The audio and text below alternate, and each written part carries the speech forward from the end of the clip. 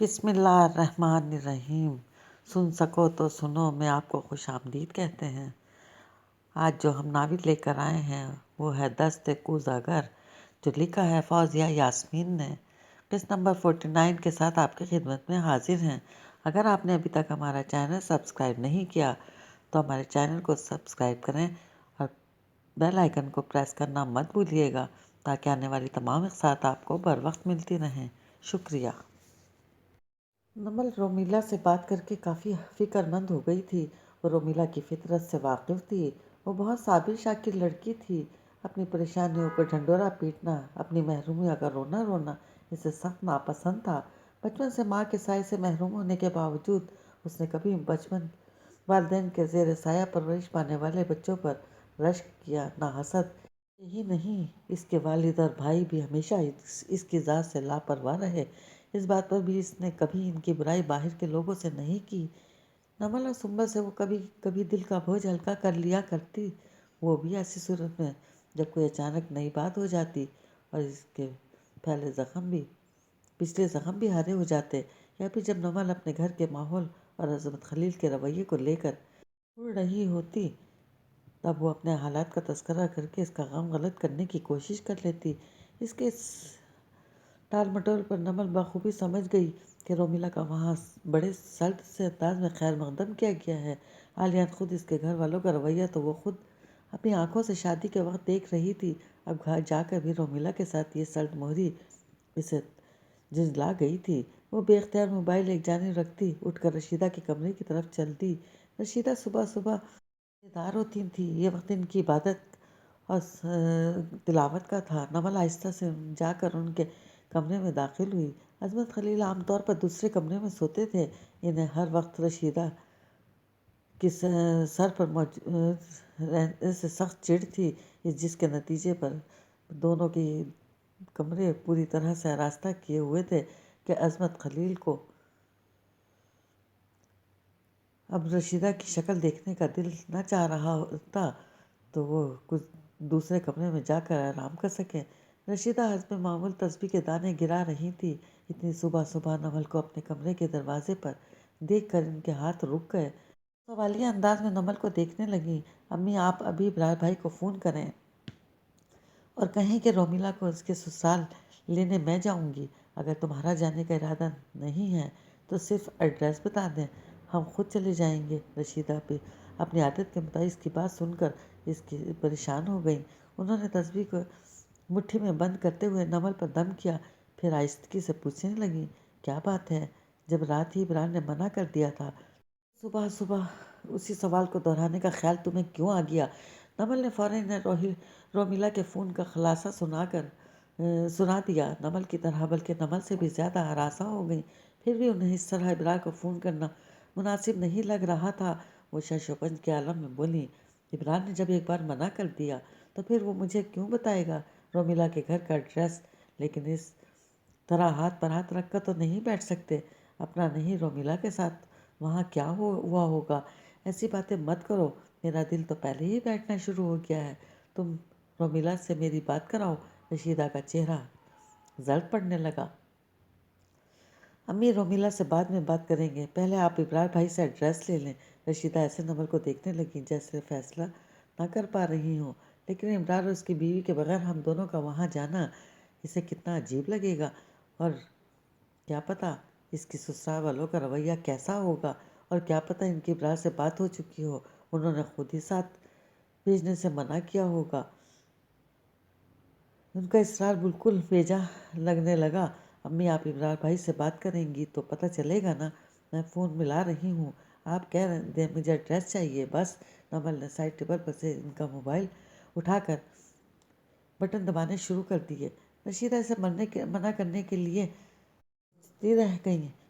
اس نے کال ملنے پر موبائل ان کے کان سے بھی لگا دیا۔ ان کی صبح صبح پتہ نہیں فی الحال ہوگا کہ نہیں۔ رشیدہ کی بات بھی ابھی پوری نہیں ہوئی تھی کہ ابرار نے کال ریسیو کر لی۔ ہیلو مومانی، اب اتنی صبح صبح سب خیریت تو ہے؟ رشیدہ کے لیے فوری طور پر کچھ بولنا مشکل ہو گیا۔ ہاں ابرار بیٹے، نمل کے مستقل اشارے کرنے پر ابرار لبوں پر زبان پھیرتے ہوئے بولیں، میرا دل چاہ رہا تھا کہ میں خود رومیلا کو اس کے سسرال لینے جاؤں، بن ماں کی بچی ہے، ایسے موقع پر ماں کی کمی کا احساس بہت شدت سے ہوگا۔ تم لوگوں کو وہاں جانے کا ارادہ کتنے بجے تک ہے؟ اور نمبر بھی جائے گی؟ رشیدہ نے ابرار کے مزاج کو دھیان میں رکھتے ہوئے بہت سنبھل کر بات کی تاکہ کوئی جواب نہ دے۔ پھر بھی وہ رات کے متعلق روکھے سے لہجے میں بولا، مومانی، ایسے موقعوں پر لڑکی کی ماں تو اسے لینے سسرال نہیں جاتی، اس لیے آپ کے جانے کی کوئی ضرورت نہیں ہے۔ جب ایک چیز اللہ تعالیٰ نے قسمت میں لکھی ہی نہیں تو دوسرے لوگ اس کمی کو کیسے پورا کر سکتے ہیں؟ پھر ماں کا نعم البدل تو کوئی ہے ہی نہیں۔ اصل میں عالیان کے گھر والوں نے منع کر دیا تھا کہ ان کے ہاں ایسا کوئی رواج نہیں ہے۔ میں ایک بار پھر بات کر کے دیکھ لوں گا، اگر انہوں نے اعتراض نہیں کیا تو آپ چلے جائیے گا۔ ابرار انہیں کیا وہاں بھیجنا نہیں چاہ رہا تھا اور خود اس کا جانے کا کوئی ارادہ نہیں تھا، چنانچہ اس نے کہہ کر فوراً فون بند کر دیا۔ دوسری طرف رشیدہ کو بھی اس کا لب و لہجہ احساس توہین میں مبتلا کر گیا۔ انہوں نے فون بند ہونے پر شاکی نظروں سے نمل کو دیکھتے ہوئے کہا، میں اسی لیے اسے فون نہیں کرنا چاہ رہی تھی، وہ تو سیدھے منہ بات ہی نہیں کر رہا۔ یہ کہہ کر انہوں نے اپنی گفتگو کا لب لباب اس کے گوشے گزار کر دیا۔ ابرار بھائی کی جگہ ہمیں پھوپھا کو فون کرنا چاہیے تھا، نمل نے رومیلا کے ذکر کیا۔ فی الحال کسی کو فون کرنے کی ضرورت نہیں، باقی لڑکے والے کسی قسم کے رواجوں کو نہ مانتے ہوں، انہوں نے ہی منع کیا ہو۔ اب ہم زبردستی تو رومیلا کو ملنے نہیں جا سکتے۔ چلیں، ہم کم از کم وہاں جا کر رومیلا سے مل تو سکتے ہیں۔ یہ لوگ کس قسم کے ہیں، کہاں رہتے ہیں، ان کا رویہ رومیلا کے ساتھ کیسا ہے، یہ سارے اطمینان تو کر سکتے ہیں نا؟ نمل جی رہا کرنے والے انداز میں بولی تو رشیدہ رسانی سے کہنے لگیں، کیا پتہ چند گھنٹوں کی ملاقات میں تم ہی لوگوں کے بارے میں کوئی اندازہ نہیں لگا سکی ہوں، کوئی رائے قائم نہیں ہوگی تو اس سے رومیلا کی زندگی پر کوئی فرق نہیں پڑ جائے گا۔ اسے اب ان لوگوں اور ان حالات میں رہنا ہے۔ ہم اسے ملنے اگر زیادہ جلد بازی کا مظاہرہ کریں گے تو اس کے لیے مسائل ہی کھڑے ہوں گے۔ اس لیے میں تو کہتی ہوں، جب ابرار نے منع کر دیا ہے تو ہمارا وہاں جانا بہتر ہے۔ فون پر تو بات کر ہی سکتی ہوں، تم اس کی خیریت پوچھتی رہو، ولیمے میں بھی ملاقات ہو جائے گی۔ نمل چپ چاپ انہیں دیکھے گئی، ان سے متفق تو نہیں لگ رہی تھی، مگر بات کے لیے کوئی ٹھوس دلیل بھی نہیں تھی۔ اسے وہاں دیکھ کر رشیدہ اس کا دھیان مٹانے کے لیے موضوع بدل دیا، رومیلا نے اپنی شادی میں خرم کو بھی بلایا تھا؟ نہیں، مگر یہ تو کل آیا ہوا تھا۔ رشیدہ چونکی، ہاں، بغیر انویٹیشن کے آیا تھا۔ نمل بیزاری سے بولی، کیا ولیمہ میں بھی آئے گا؟ رشیدہ نے پرسوچ لہجے میں پوچھا۔ پتہ نہیں، کیوں؟ آپ کیوں پوچھ رہی ہیں؟ نمل نے خشک لہجے میں پوچھا۔ نہیں، دولہے کے متعلق بس کر رہا تھا، اس سے تو یہی لگ رہا تھا کہ رومیلا نے اسے بلایا ہے۔ رشیدہ کی بات پر نمل نے دانت پیستے ہوئے کہا، ہاں، ہے تو بڑا بے غیرت، آ بھی سکتا ہے ولیمے میں۔ شکر آپ کو خود کچھ نہیں پتہ، آپ نے بھلا اسے ولیمے کے متعلق کیا بتایا ہوگا؟ ہاں، مجھے تو تفصیل معلوم نہیں تھی، مگر میں نے بھائی صاحب سے اس کی بات کرا دی تھی۔ رومیلا کے والد کا سن کر نمل ہتے سے اکھڑ گئی۔ کیا آپ کو کیا ضرورت تھی پھوپھا سے بات کرانے کی؟ انہوں نے تو پورا ایڈریس تک سمجھایا ہوگا۔ ظاہری بات ہے، ہمارا ہونے والا داماد ہے، اتنا اخلاق تو انہیں نبھانا ہی تھا، وہ کوئی داماد وغیرہ نہیں ہے۔ نمل تلخ ہو گئی، مگر لوگوں کو تو پتہ ہے نا۔ رشیدہ کی بات پر وہ کچھ لمحوں کے لیے ان کے درمیان خاموشی چھا گئی۔ اسے رشیدہ کی مدھم آواز نے توڑا، ویسے سچ پوچھو تو مجھے تو خرم اس شخص سے بہت اچھا لگتا ہے جس کا تذکرہ تم کرتی ہو۔ نمل زبان سے کچھ نہیں بولی، البتہ سوالیہ انداز میں انہیں دیکھنے لگی تو وہ اپنے جملے کی وضاحت کرتے ہوئے بولی، مجھے تو وہ بہت اچھا اور تمیز کا لگتا ہے۔ نمل کے لبوں پر تلخ مسکراہٹ پھیل گئی، مبارک ہو، اس نے آپ کو بھی شیشے میں اتار لیا۔ دیکھو، انہیں باتیں نہیں ہیں، وہ جو کچھ تم نے بتایا ہے، اسے سننے کے بعد میرا اور اس کی تعریف کرنے کا دل نہیں چاہتا، مگر سچ ہے، اسے نظر انداز بھی نہیں کیا جا سکتا۔ وہ بہت خوش مزاج اور با اخلاق لگتا ہے۔ وہ ہے، مجھے دیکھتے ہی میرے پاس آ کر میری ٹیبل پر بیٹھ گیا۔ اپنی بڑی اپنائیت سے اس نے میری اور تمہارے والد کی خیریت پوچھی، اس کے نہ آنے کی وجہ پوچھی، غرض یہ کہ اس سے بات کر کے لگتا ہے اس کی تربیت بہت اچھے ماحول میں ہوئی ہے۔ نمل نے بیزاری سے خرم نامہ سن رہی تھی کہ ان کی اگلی بات پر چونک کر انہیں دیکھنے لگی۔ اب بھی کوئی نیا شخص مجھ سے ملتا ہے، وہ میری معذوری کو ڈسکس ضرور کرتا ہے۔ کہیں کسی کی نظروں میں ہمدردی ہوتی ہے تو کہیں الکورے لے رہا ہوتا ہے، مگر خرم ان سب لوگوں میں سے نہیں ہے جنہوں نے میری ویل چیئر کو مکمل طور پر نظر انداز کر کے صرف اور صرف میری شخصیت پر دھیان دیا۔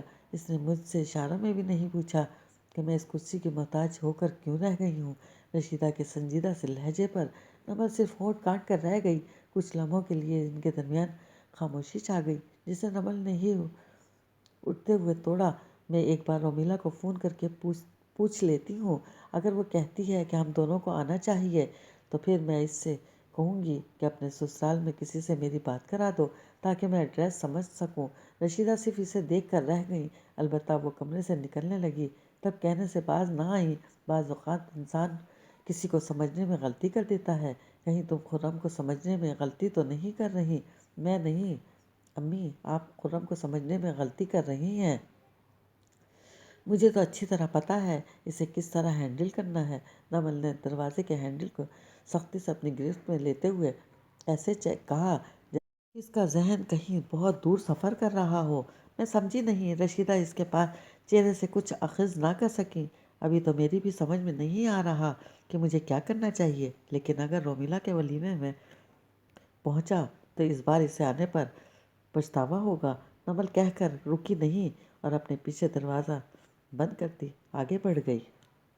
یعنی ابرار سے رابطہ کرنے کی کوشش ترک کر کے اس کے گھر جانے کا مصمم ارادہ کر چکا تھا۔ اگر رومیلا سے ٹکراؤ نہ ہوتا تو وہ اب تک اس کے گھر جانے کے لیے نکل بھی چکا ہوتا، مگر رومیلا سے ملنے کے بعد وہ ایک سوچ میں پڑ گیا۔ شادی والے دن ان تینوں کا رویہ کوئی ڈھکا چھپا نہیں تھا، حالانکہ ابرار کی تاکید تھی کہ وہ بالکل نارمل طریقے سے بارات لے کر آئیں۔ وہ لوگ مارے باندھے صاف زبردستی کے بلائے گئے انداز میں پہنچے تھے، گویا ابرار کی ایک بات کو صحیح طریقے سے نہیں نبھا سکتے تھے۔ ہو سکتا ہے ابرار اس کا انتقام لینے کے لیے بریرہ کو وعدے کے مطابق نہ چھوڑ رہا ہو۔ عالیہ نے اس پر غور کیا، اپنی بات ابھی ظاہر بھی کر دیا تھا کہ اسے سمجھ گیا ہے۔ ہو سکتا ہے اپنی حیثیت کھلنے پر وہ تل ملا کر بریرہ کو واپس بھیجنے کا ارادہ ملتوی کر چکا ہو۔ عالیہ چاہے کتنا بھی غصہ کرنے بعد میں چاہے وہ ابرار کی کھال اتار دے، لیکن اس حقیقت سے کوئی انکار نہیں کر سکتا کہ ابرار کے ہاتھوں میں ان کے گھر کی عزت و ناموس تھی۔ وہ چپ چاپ اسے مٹی میں ملا سکتا، وہ جب چاہے اسے مٹی میں ملا سکتا تھا۔ بریرہ کے ساتھ اگر وہ کچھ بھی نہیں کرتا، تب بھی اگر وہ بریرہ کو کل تک نہیں چھوڑتا تو شادی والے دن گھر میں تماشا بن جائے گا، اور اگر چھوڑ بھی دیتا ہے مگر اتنے مظالم کرنے کے بعد کہ اس پر نظر پڑتے ہی دیکھنے والوں کو اندازہ ہو جائے کہ دال میں کچھ کالا ہے، تو بریرہ کی شادی اور اس کی ساری دنیا کے سامنے سر جھک جانا یقینی تھا۔ وہ بھلا یہ کس بات پر اکڑ کر رہا تھا اور کیا سوچ کر ابرار کے گھر جانے کے لیے کمر کستہ عزم سے چلا جا رہا تھا؟ عقل مندی کا تقاضا یہی تھا کہ اس وقت غصے اور نفرت کو ایک طرف رکھ کر ٹھنڈے دل و دماغ سے ابرار کے فون کا انتظار کیا جائے۔ عالیہ خود کو پرسکون کرنے کے لیے گہری سانسیں کھینچنے لگا اور گیسٹ روم کے دروازے سے واپس اپنے کمرے کی طرف پلٹ گیا۔ وہ اپنے اعصاب کو ڈھیلا چھوڑنے کی کوشش کرتے ہوئے اب ابرار کے اگلے قدم کا انتظار کرنے لگا۔ یہ خود الگ بات تھی کہ اس کے اعصاب ڈھیلے پڑنے کے بجائے گھڑی کی سوئیوں کے آگے بڑھنے کے ساتھ ساتھ کھینچے چلے جا رہے تھے کہ تبھی اچانک بلند ہوتے شور نے اس کی ساری توجہ اپنی جانب کھینچ لی۔ عالیہ تیزی سے اٹھتا کمرے سے باہر نکل گیا۔ اس کے کمرے کے آگے بنی ریلنگ سے نیچے لاؤنج کا منظر صاف دکھائی دے رہا تھا، جہاں اس کے ماموں اور ان کے بچے جمع ہو گئے تھے اور زور شور سے بول رہے تھے۔ عالیہ کو ریاض غفار کے نیچے اکیلا دیکھ کر تیزی سے سیڑھیاں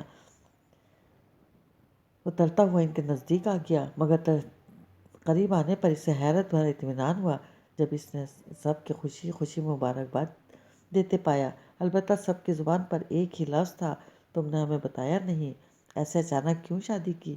کہ ایسی کوئی ایمرجنسی ہو گئی تھی، کم از کم ذکر تو کرتے۔ خیر، بہت بہت مبارک ہو، تمہاری بیوی ہے کہاں؟ ذرا اس سے تو ملواؤ۔ چھوٹی ممانی کے کہنے پر عالیان نے بے ساختہ ریاض غفار کی طرف دیکھا۔ وہ اتنے شرمندہ تھے کہ چپ چاپ سر جھکائے نظریں چرائے کھڑے تھے۔ ان لوگوں کا رویہ انہیں مزید شرمندہ کر گیا تھا۔ وہ تو ہر رشتہ جڑ جانے کے بعد سسرال بن کر اکڑنے کے بجائے اس قدر خندہ پیشانی سے ان کی خوشی میں شریک ہونے آ گئے تھے، حالانکہ جو کچھ ہوا تھا انہیں پورا پورا حق تھا ناراض ہونے کا۔ بھائی کیا ہو گیا ہے؟ آپ کچھ بول کیوں نہیں رہے؟ اور یہ شگفتہ اور بریرہ کہاں ہیں؟ ممانی جان نے چاروں اطراف میں نظریں دوڑاتے ہوئے کہا۔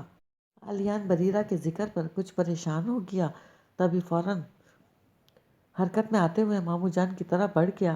وہ ان سب سے قدرے ہٹ کر بالکل سنجیدہ کھڑے تھے۔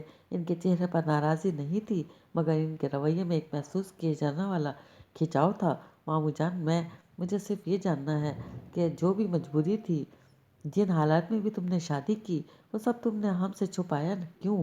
ماموں جان کے لہجے میں ایک دکھ بول رہا تھا۔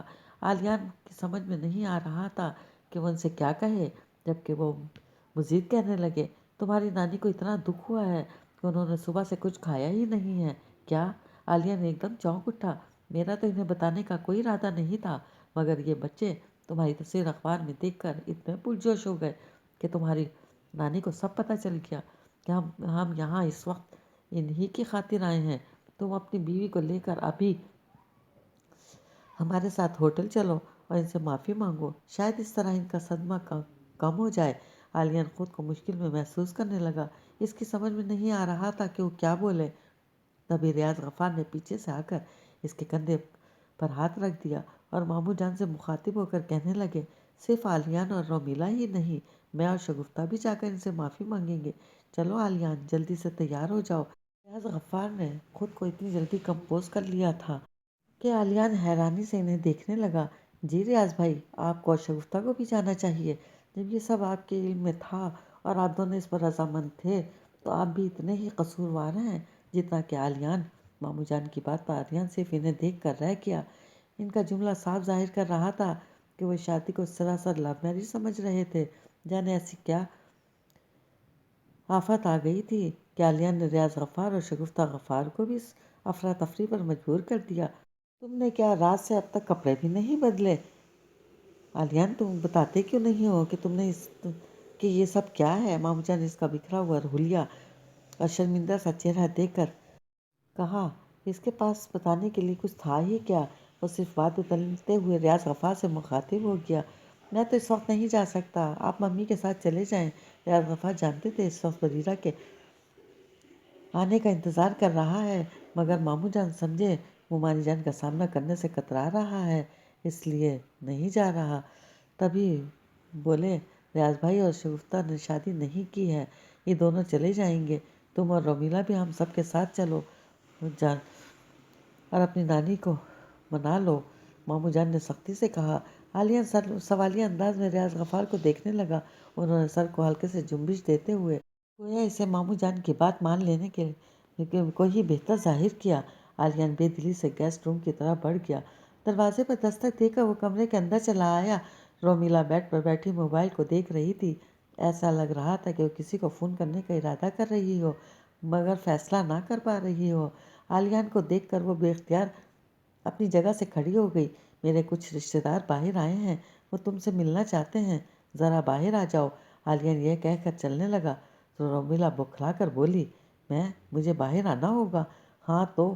عالیان نے بھویں سکیڑ کر اسے دیکھا۔ نہیں، میرا مطلب ہے انہیں کمرے میں بھیج دیں۔ رومیلا نے تھوک نگلتے ہوئے ابھی تھوڑی دیر پہلے جس طرح عالیان اس کے ساتھ پیش آیا تھا رومیلا کو بھولا نہیں تھا، اس لیے وہ اپنے سامنے دیکھ کر کچھ نروس ہو گئی تھی۔ وہ بہت سارے لوگ ہیں، کمرے میں نہیں آ سکتے، پھر تمہیں ان کے ساتھ جانا بھی ہوگا۔ عالیان ایک بار پھر بولنے لگا، کہاں؟ رومیلا حیرانی سے بولی۔ اب کی بار عالیان نے ایک تیز سی نظر اس پر ڈالی، مگر رومیلا اس کی بیزاری محسوس کر لینے کے باوجود ہنوز سوالیہ نظروں سے اسے دیکھتی رہی۔ تو عالیان دانت پیستے ہوئے بولا، نانی ماں کو تم سے ملنا ہے، تمہیں نانی کے پاس لے جا رہے ہیں اور کوئی शक या सवाल आलियान को उम्मीद थी। इतने तंजिया लहजे के बाद वो खामोशी से सरनफी में हिला देगी, मगर इस वक्त इसे हैरत हुई जब रोमिला ने सवालों के बजाय एतराज़ किया। मैं इस हुलिया में आपके घर वालों के सामने कैसे जा सकती हूँ? कैसे इस घर में आ सकती हो? वैसे ही घर वालों के सामने कैसे जा भी सकती हो? आलियान तप कर बोला। रोमिला की समझ में न आया, वो तो इस घर में बड़े अच्छे हुलिये में आई थी, इनके बिल्कुल नए अंदाज में। फिर भला वो ऐसा क्यों कह रहा था? इसे एक बार फिर जाने के लिए पर तोलता देखकर रोमिला तेजी से बोली, देखें ना, इन कपड़ों में तो आपके घर वालों से नहीं मिल सकती। आप मुझे यहाँ का एड्रेस दे दें, मेरी कज़न मुझे कपड़े भेज देंगी। इसमें टाइम कितना लगेगा? आलिया ने तल्खी से पूछा और इसके जवाब का इंतज़ार किए बगैर सपाट लहजे में बोला, रुखसती के बाद अपना एक जोड़ा भी साथ ले आती।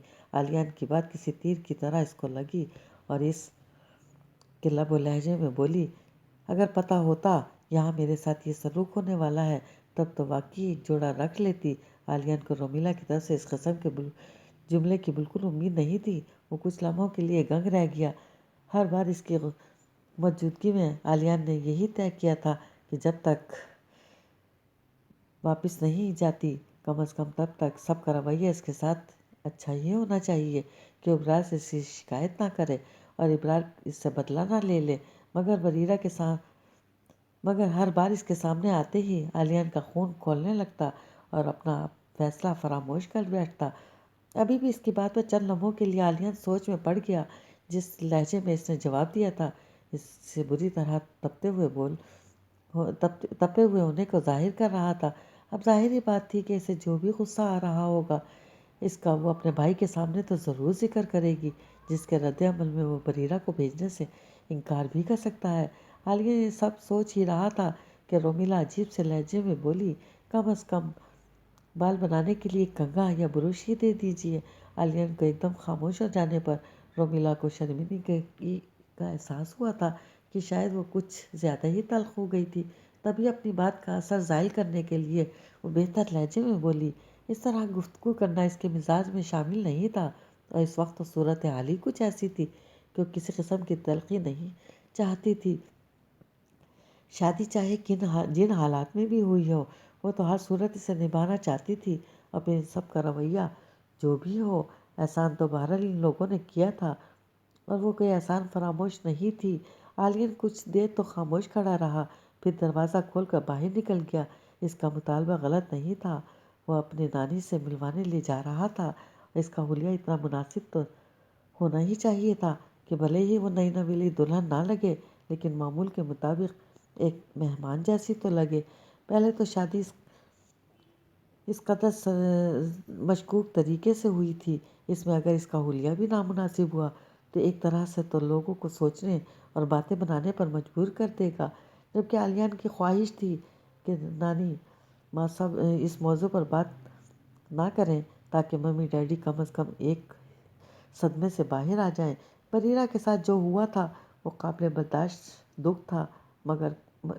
बर्दाश्त दुख था, मगर कम अज़ कम बेटे की तरफ से कुड़ना छोड़ दें, क्योंकि आलियान को यकीन था कि इसका वक्ती नुकसान ज़रूर हुआ है, मगर बहुत जल्द वो इससे छुटकारा पाकर इसकी तलाफ़ी कर लेगा। मगर ये बात रियाज़ गफ़ार और शगुफ्ता गफ़ार के लिए समझना तकरीबन नामुमकिन था। लिहाजा इस बार शगुफ्ता गफ़ार से बात करने के बजाय सीधा बरीरा के कमरे में गया और इसके वार्डरोब खोल कर देखने लगा।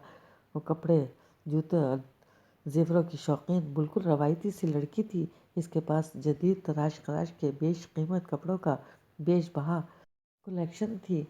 देखने वाले के लिए इंतखाब करना मुश्किल हो जाए, मगर आलियान का हाथ खुद ब खुद पीच कलर की सैफून जॉर्जेट की एड़ी तक आती अपर लाइन शर्ट और चूड़ीदार पजामे की तरफ बढ़ गया, जिसकी कमीज़ पर पीच कलर की ही खूबसूरत चौड़ी चौड़ी लेसों से बड़ी खूबसूरत डिज़ाइनिंग की गई थी। हैंगर में लटके इस सूट पर ऐसे प्लास्टिक बैग चढ़ा हुआ था जैसे कि अभी तक पहना ना गया हो। असल में आलियान नहीं चाहता था कि इसके कज़न्स जोड़े को देखकर पहचान लें कि बरीरा का पहना हुआ है। सूट निकालने के बाद बरीरा की ड्रेसिंग टेबल की तरफ गया। अलमारी की तरह यहाँ पर भी बरीरा की हर चीज़ मौजूद थी। इसके हाथ में जो जो भी आया इसने जल्दी से जल्दी उठाया और कमरे से बाहर निकल गया। गेस्ट रूम नीचे था اور سب اٹھا کر نیچے نہیں جانا چاہتا تھا۔ چنانچہ وہ سب سامان اپنے کمرے میں لے گیا اور ملازمہ کو بلا کر اس کے ہاتھ ایک شاپ میں رومیلا کے پاس بھجوا دیا۔ اسے تیار ہونے میں 10 منٹ ہی لگے تھے۔ اس کا دل بالکل نہیں چاہ رہا تھا نیک سک سے تیار ہونے کا۔ کپڑے بدلنا سخت ضروری تھا، ورنہ ماموں جان نہ صرف ٹوکتے بلکہ اپنی پوری کلاس لیتے۔ تیار ہو کر وہ شگفتہ غفار کے پاس جانے کا ارادہ کرتا کمرے سے نکل رہا تھا کہ ریاض غفار اپنے کمرے سے باہر نظر آ گئے۔ وہ بھی محض کپڑے بدل کر بظاہر جانے کے لیے پوری طرح تیار ہو گئے تھے۔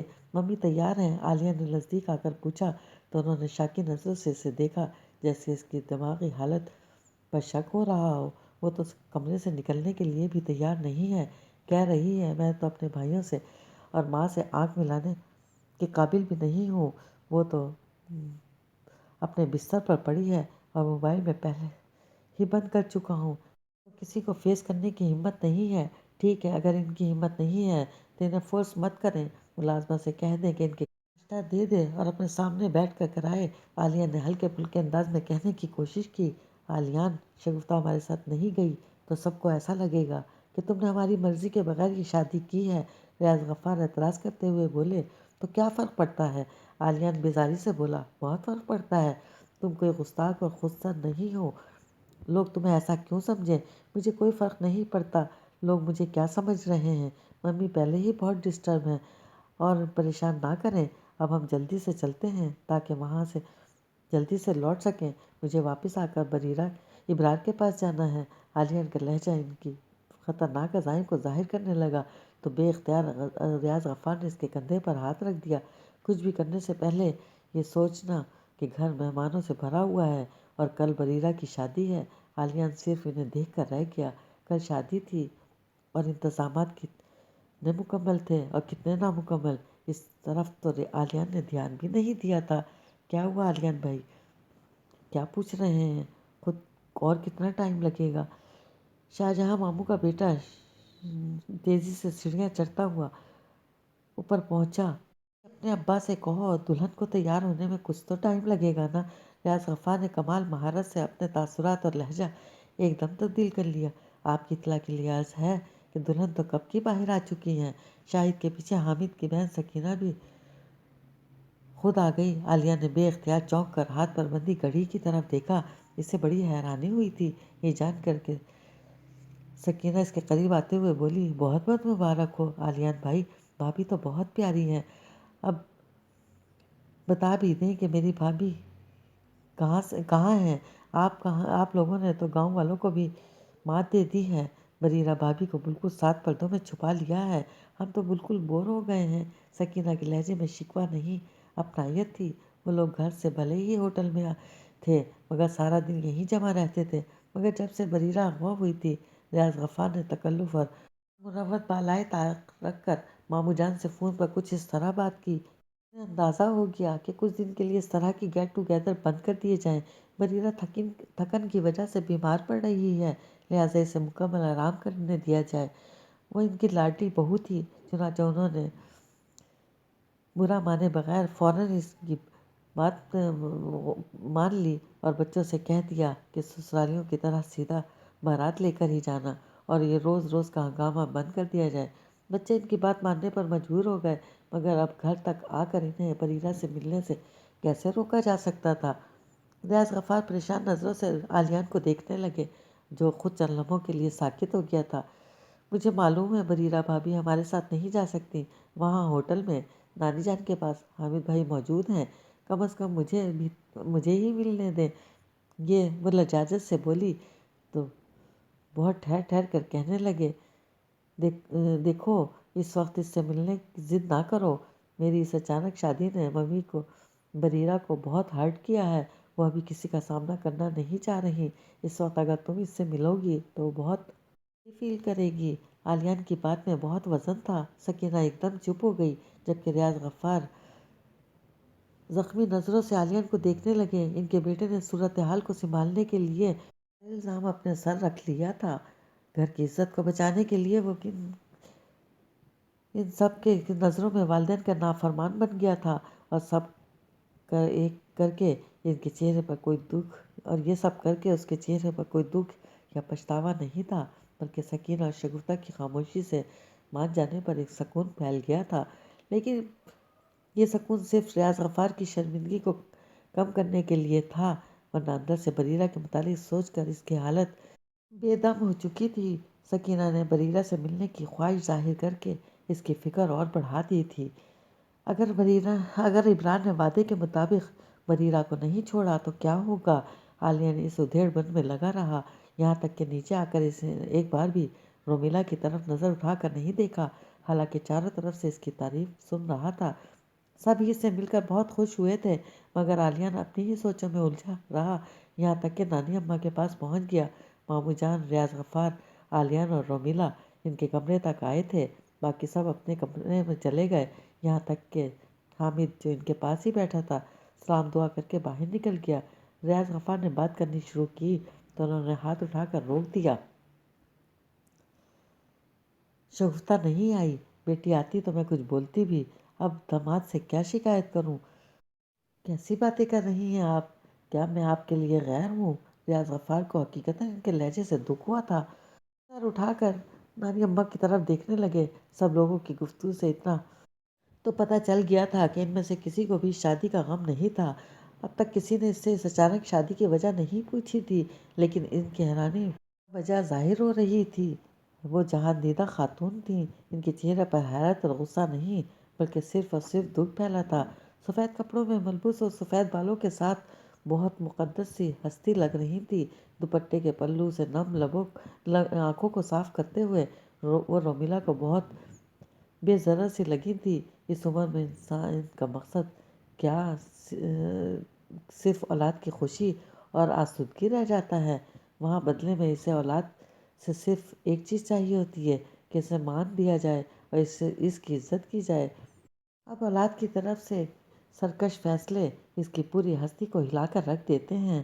جہاں اپنی رائے دینے کی خواہش نہیں ہوتی، لیکن یہ ارمان ضرور ہوتا ہے کہ مجھ سے رائے مانگی جائے، حالانکہ اس کے جواب میں وہی ہوتا ہے جو تم لوگوں کی خوشی، لیکن اس میں ایک جملے کو ادا کرنے میں ایک ایسی تقویت حاصل ہوتی ہے کہ جس کا نیم البدن نہیں، لیکن بدقسمتی سے اکثریت ان چھوٹی چھوٹی باتوں کا خیال نہیں رکھتی اور جانے انجانے میں دل دکھانے کا سبب بنتی ہے۔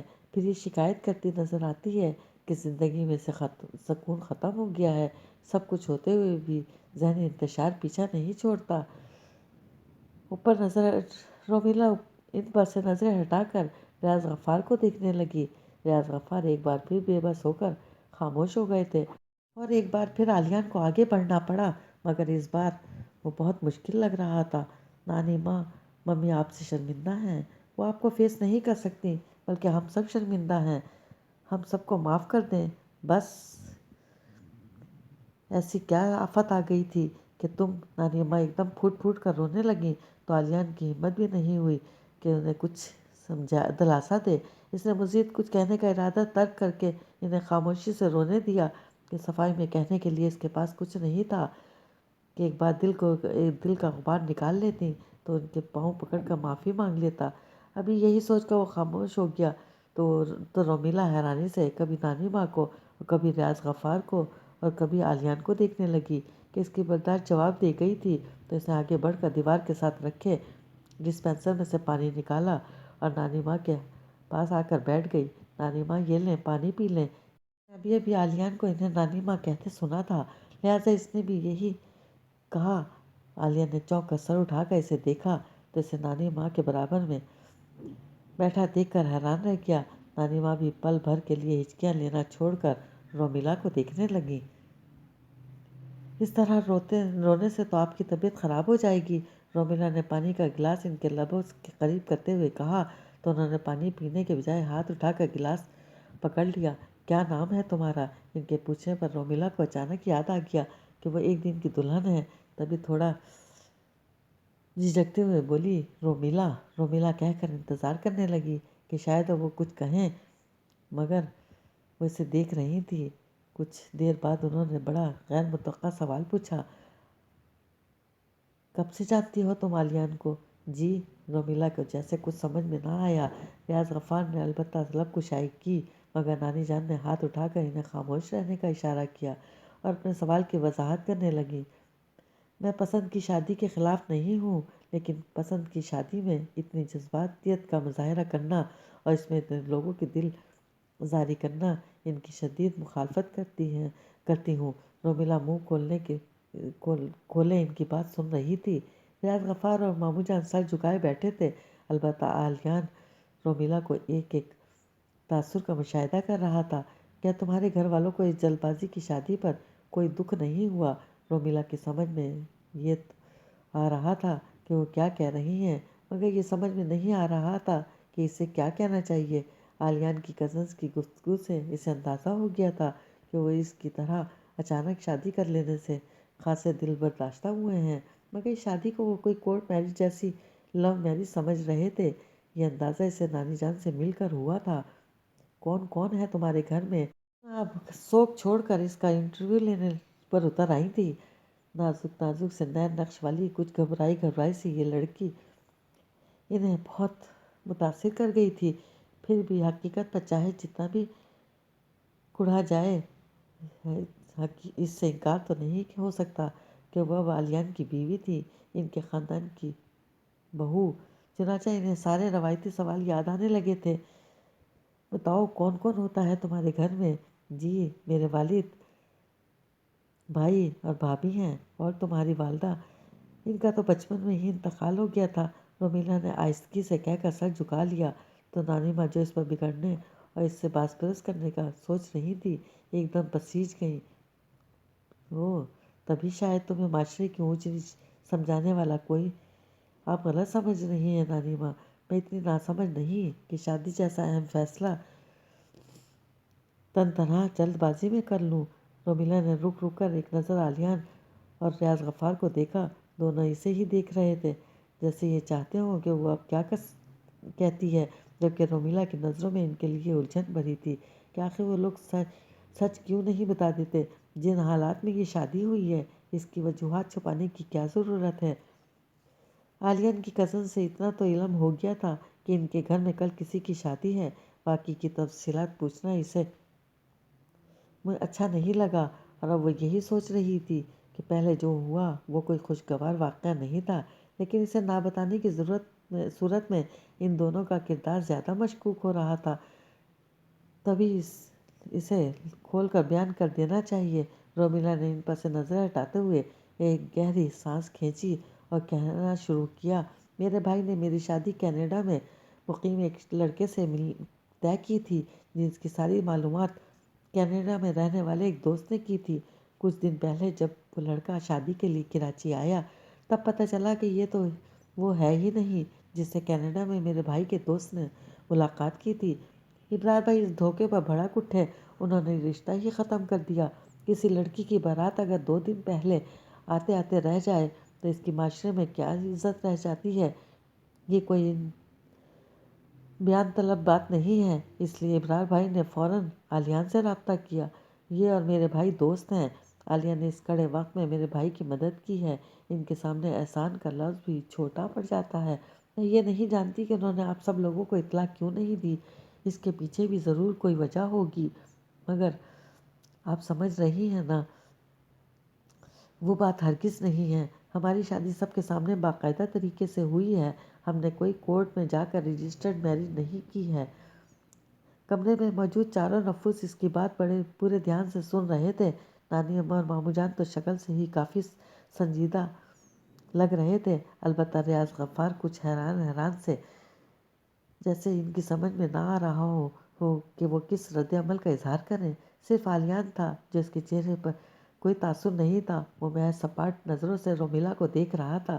اسے یہ تو یقین تھا کہ رومیلا جھوٹ نہیں بول رہی، تھوڑی بہت معلومات تو وہ بھی کر چکا تھا، اس لیے اس کو بخوبی سمجھ میں آ گیا تھا کہ ابرار کے بریرہ کو اس طرح اغوا کیا تھا اس کی بہن کی شادی ٹوٹنے کے باوجود وقت مقرر پر ہو جائے، مگر اسے رومیلا کی مکاری پر غصہ آ رہا تھا کہ اس قدر معصوم بن کر وہ اس کی خود ابرار کی بے مثال دوستی کی داستان سنا رہی تھی۔ ایسے سادہ سے لہجے میں وہ بول رہی تھی جیسے آلیان سے قربانی دینے آ گیا ہو اور وہ اپنی دوستی نبھانے کے لیے۔ اسے یقین تھا ابرار کی اس سازش میں اس کا پورا گھر شریک ہے، مگر آفرین تھی اس لڑکی پر جس نے اتنی زبردست اداکاری کرتے ہوئے ایسے بھول پن سے سب کہا کہ ریاض غفار تک اس کی کہانی سے متاثر نظر آ رہے تھے۔ یہ سب تم نے مجھے کیوں نہیں بتایا؟ نانی ماں نے عالیان کو دیکھتے ہوئے پوچھا۔ ان کے لہجے میں اب شکایت نہیں تھی بلکہ ایک ستائش تھی۔ تبھی وہ کہہ رہی تھی، تم نیکی کا ڈنڈورا پیٹ کر اسے ضائع نہیں کرنا چاہ رہے ہوں گے، لیکن بیٹے سچ کو چھپا کر تم ہم سب کو خود سے اور اس لڑکی سے بدگمان کر رہے تھے۔ جب تمہارے دوست نے تم سے مدد مانگی تھی تبھی تو ہمیں بتا دینا چاہیے تھا، ہم تمہارے ساتھ بارات لے کر جاتے۔ نانی اماں کا لہجہ خوشگوار ہوتا دیکھ کر ماموں جان بھی مسکراتے ہوئے بولے، اماں ٹھیک کہہ رہی ہیں، ہم تو اس بیچاری کے بارے میں جانے کیا کیا سوچ بیٹھے تھے۔ پھر رومیلا سے مخاطب ہو کر کہنے لگے، ویسے ہمیں معلوم ہے تمہاری کوئی میری نہیں ہوئی، باقاعدہ ہوٹل میں نکاح ہوا ہے۔ اتنی خبر اخبار میں موجود تھی۔ ان کی بات پر نانی اماں ایک دم جیسے کچھ یاد آتے ہی تیزی سے بولی، پتہ کرو یہ اخبار میں تصویر کس رپورٹر نے لگا دی؟ اللہ رحم کرے، ہماری بہو کی تصویر اخبار میں چھاپنے والا، وہ بھی دلہن کے روپ میں۔ میری تصویر؟